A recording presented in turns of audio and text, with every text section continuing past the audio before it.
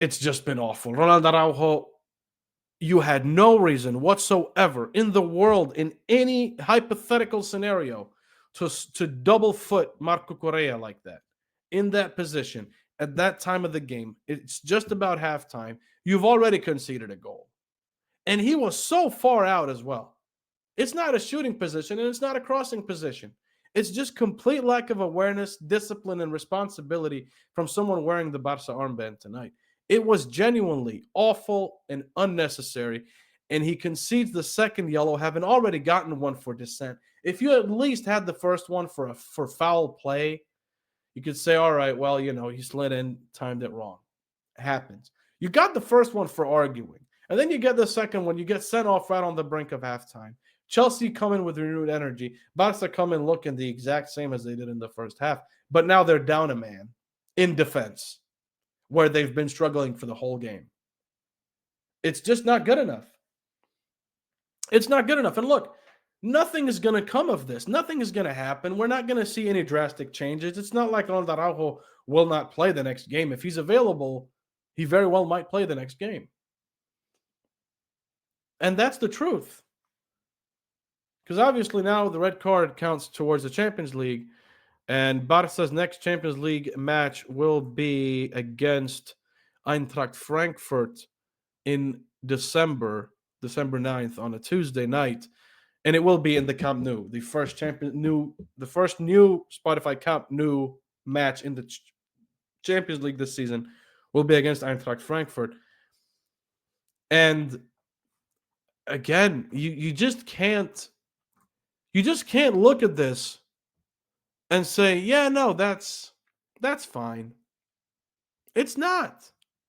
It's absolutely not. Barça now find themselves 15th in the Champions League table. 15th. Chelsea are up to 4th. Barça could have been there had they won tonight. And they could have been in the discussion of a top 8 finish. But they're not going to be. Right? They're not going to be right now, the way things stand. So from now on until the new year, Barça have to face Alaves at home, then Atleti at home, then Real Betis at the Benito Villamarin, then the Champions League against Frankfurt, then Osasuna, Villarreal, and Espanyol away to finish off the year. Well, actually, the Espanyol game is right after the new year, right? But then you still have Champions League matches against Slavia Prague, FC Copenhagen, and those would obviously be number 7 and number 8. The one against Eintracht Frankfurt would be the number 6. So that is the Champions League matches before you either get to playoffs or knockouts or what have you, right? It's been abysmal from Barça today. I'm genuinely at a loss for words, which I don't think happens very often. You can correct me if you wish. There's no excuse for to have a game like this. There's no excuse whatsoever. It's not like Barca's main men are all injured. It's not like Barca's main men are all out. Chelsea were without Cole Palmer today and had to play Enzo at the 10. Enzo can do well at the 10, but he's not a number 10 by trade. He's a number 8, right? And he's always been a number 8. So how do you allow yourself to be completely dominated the way they were? Barca were slapped around tonight. I'm sorry. That's what happened. There was nothing in that Barca team today that could make anyone look at this Barca team and go, yeah, no, they'll make it far in the Champions League. At this point, they're lucky if they even get through to the Champions League without having to go through the knockout, the qualification phase. And that's the truth. And anyone who says, oh, no, you're hating on Barca, this and that, look at what's going on. Look at what we saw today.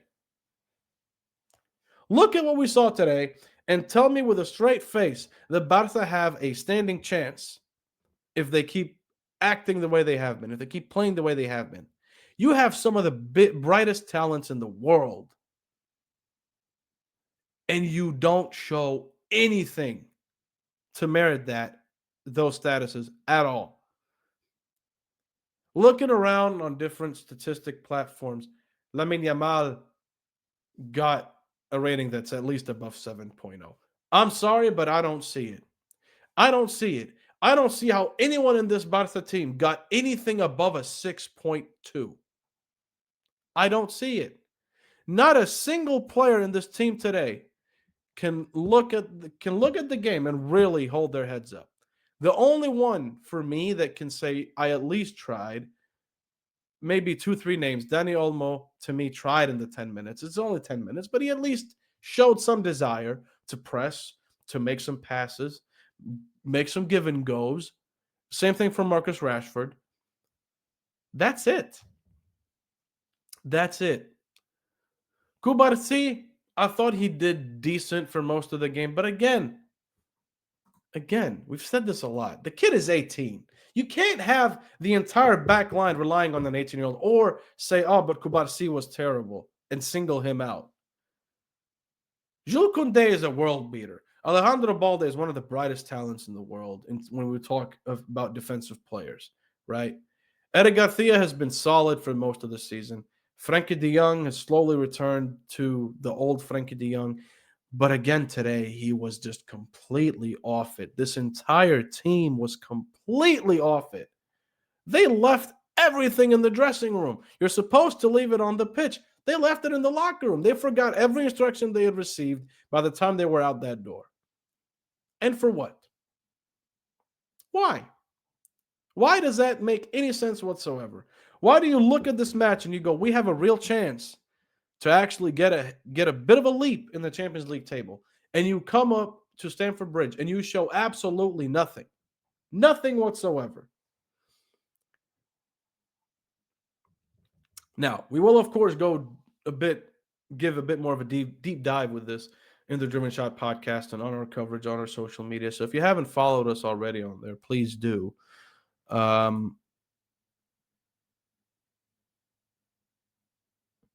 Go back to the days, praising. It's the problem, Mr. Cigada aficionado, love the name by the way, is one thing is whether Lamine Yamal has gotten like too much leeway. That's obviously part of the discussion. And I think that's part of the discussion that should be had is whether Barca have given too much leeway to some of their star players. But it's not even just about Lamine Yamal though. Unless the argument there would be that the praise Lamine Yamal is getting is destabilizing the dressing room. But if it is, the dressing room should,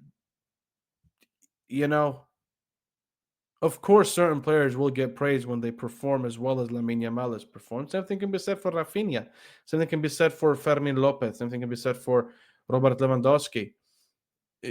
Some players get the praise they get. And if that destabilizes the dressing room because some players are thinking, well, what about me? Or why is he getting all the fame? That's just how the press and football works. You can't. It would be wrong of us as the press to ignore when certain players put on a display. It would be wrong of everyone watching a match as fans of a certain club or a certain player to not discuss how well a player is doing. But if we're talking about the lifestyle of Lamine Yamal or everything that's been both alleged and or certain things have been confirmed in the media, then obviously that's a different story. But even at that point, right, because we've talked about this before, whatever happens off the pitch, right, it's obviously difficult to not let it affect you on the pitch. But this is just ridiculous. This is ridiculous. You're coming into a match where you have a true chance to really get a leap in the Champions League and say, you know what, we're going to keep our winning run going now. We've won 2 games on the bounce. We won at a high-stakes game for us at the Spotify Camp Nou post-renovation. After all the talk that's been about whether the Camp Nou is going to be ready, is it not going to be ready? Are we going to be able to see fans there? What's going to happen? You finally got through that hurdle for the most part, and you were able to host a match there. And you won that match, scoreline-wise, convincingly by 4-0. So you come into this match and you should be doing at least the bare minimum of playing football and at least having some ideas to say, okay, we're going to try to stretch this side. We're going to try to stretch this side. We're going to try to do this and this and this and this. And there was absolutely nothing at all from Barca tonight that showed you that at any point of the game. At no point of the game did you look at Barca and go, they might still get something out of this. At all. It's got nothing to do with the individual players. The problem is the mindset of the team seems to have completely shifted after last season, where the high line and the way the intensity Barca were playing with under Hansi Flick, where you said, okay, well, there's this high intensity and it's working well, sort of like the gegenpress push that we saw at Liverpool when Jurgen Klopp first joined them. You're seeing a similar effect now to what you see at other clubs with the second season syndrome, right? Where it's going to all just be terrible because they're out of energy and they're drained and they're not able to play as intense football as they were last season and all that. But that's not even the problem. The problem does not lie within the sphere of whether Barca press the ball when they're not in possession. The problem is Barca get in possession and then carelessly give it away, because by the time they get the ball, rather than assessing where their options are before they get the ball and then they think, oh, okay, Lamine is there. Let me go to him. Lamine thinks, oh, the ball is coming to me. How great. I'm just going to stand here and wait for the ball to come to me. And it's not just him. Ferran Torres did it. Lewandowski did it. Fermin Lopez did it. Every single player who went out wide at any point of this game did the exact same thing when they had their back to goal. And that is to just wait for the ball to get to you. And Chelsea showed them very early on in this match, 5 or 10 minutes in, they did the blindside tackle once, twice, 3 times. I lost track, but it must have been about 20 times this match where they did the blindside tackle, because they know the Barca's players with their back to goal are waiting to get the ball. So by the time they're waiting, the ball is in motion. There's no one pressing from the side, because Chelsea know that whoever is behind Lamine Yamal, Ferran Torres, whoever, knows when to step in. And because the Barca players with their back to goal got complacent enough to think, oh no, I'm getting the ball. It's fine. Don't worry. I got it. By the time they went to take the step in towards the ball, Chelsea's players already initiated the tackle. That's a losing battle. You're going to lose that ball, and you're not going to do anything with the pass. And Chelsea, oh, there we go. Chelsea have another transition. And now they're face-to-face with Joan Garcia or with Alejandro Balde or with Jules Koundé. Like, it's wishful thinking. If wishful thinking was a play style, that's what we saw today. And no one can convince me otherwise. And if you try to think that that's not true, I would highly urge you to have another look at these 90 minutes that we just saw, because it's the problem of looking at something going wrong and saying, no, I'll try it again. It's going to work this time. Trust me. It's not going to work this time. It didn't work last time, and it didn't work the 15 tries you had before that either.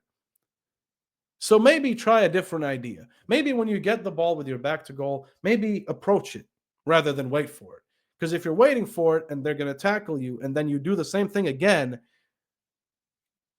you're going to lose the ball again. And Chelsea are going to have another attack. And you're going to feel distraught that you weren't able to do much with that ball. And then you concede another goal and another goal and another goal.